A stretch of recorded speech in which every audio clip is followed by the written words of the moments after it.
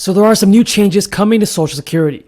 Lawmakers in Congress are now trying to avoid a government shutdown, everybody, which could happen this week. And the House Democratic leaders are still wrestling with a strategy to avoid a debt default. So welcome back to the channel, everybody. This is your fourth stimulus check update, and we have a ton of news to go over in today's video. So you want to be sure to stay until the end. And if there's not enough clarity, then you need to get clarity, and people need to know what tax reforms and where we stand nationwide, and where the inflation is, all the things I've talked about. So. I have some good and bad news surrounding Social Security. This year's annual report moved out the projections for when the combined trust funds that pay retirement, survivors, and disability benefits will deplete their reserves to 2034, 1 year earlier than had been projected last year.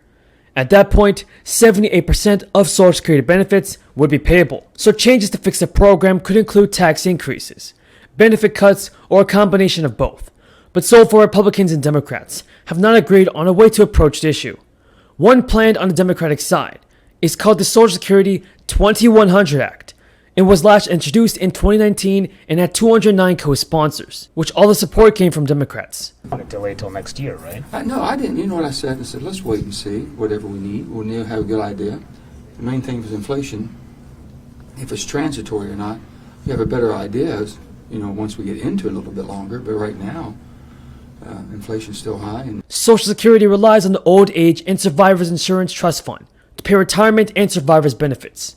The fund is now expected to be depleted in 2033, 1 year earlier, at which point 76% of scheduled benefits will be payable. The Disability Insurance Trust Fund, which pays disability benefits, will be able to pay full benefits until 2057, 8 years earlier than the last projection, when 91% of benefits will be payable. Combined, those two funds will be able to pay benefits as scheduled until 2034, at which point just 78% of benefits will be payable.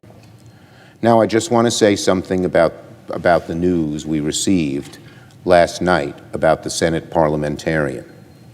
Last night's ruling was extremely disappointing. What are your thoughts on Social Security, everybody? Should President Biden increase the Social Security benefits?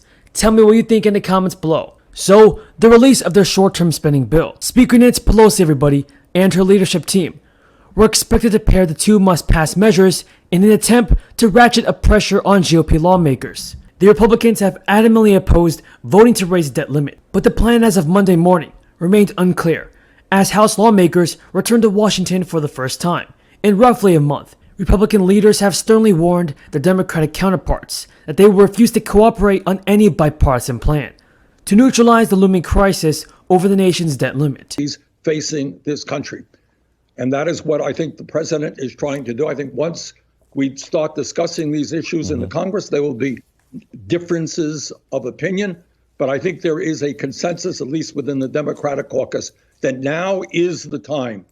Still, senior Democrats have been so far unwilling to acknowledge an alternative that does not require GOP support, that doesn't require GOP votes. The majority party is eyeing a stopgap spending bill through December 10th, with December 3rd as another possible option. Now the Democrats are going to have to pass some sort of spending measure by September 30th. Otherwise, the federal government will shut down.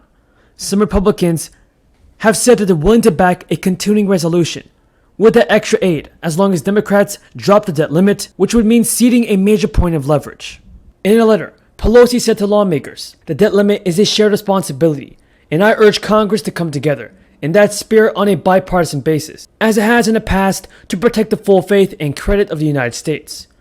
Republican leaders have insisted for months that Democrats control Congress and the White House, and therefore have the power to stave off a debt limit on their own. But with such slim majorities in the House and Senate, many centrist Democrats are not comfortable with unilaterally owning an upfront increase in how much money the government can borrow, likely the only action allowed by the special budget maneuver that the party is using to pass President Biden's social spending bill. From Afghanistan resulting from a fatally flawed political decision, and we're still facing a public health crisis with the resurgence of COVID putting a strain on our healthcare system and our entire economy.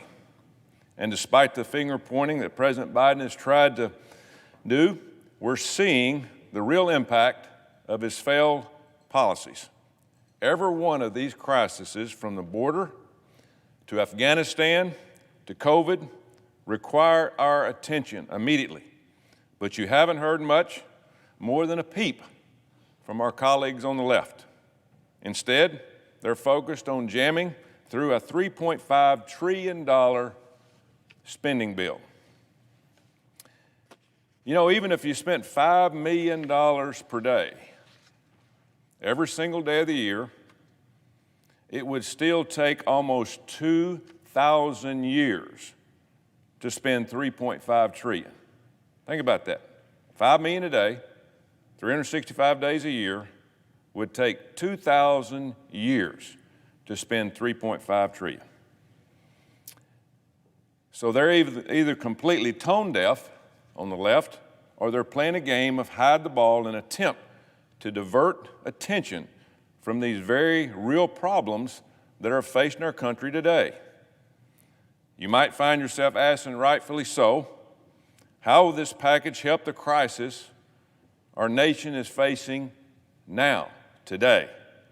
Will it help secure the border? Will it bring home Americans who were abandoned in Afghanistan? Will it encourage folks to talk to their doctor about getting the vaccine? The answer across the board is a definite no. This reckless tax and spending spree will not do any of the above things. What it will do is add to inflation, which is already at the highest point dating back to at least 2010. With recording, breaking inflation and American families feeling the squeeze, it is long past time for Congress to pass some physical restraint of American families across this country. They have to have a restraint, so why wouldn't we have to have it? But the real kicker, as if spending $3.5 trillion is not enough, is what they want to spend it on. If you think the price tag is shocking, wait until you hear what programs are going to be funded with your taxpayer dollars. Tucked into this legislation is a laundry list of progressive initiatives to expand Medicare, fund climate programs, and provide universal preschool and free college, all while inflation is going sky high. With this bill, Democrats are painting a vision. Their vision for what they think America should be, not what it is. And that is a socialist welfare state with handout programs from cradle to grave,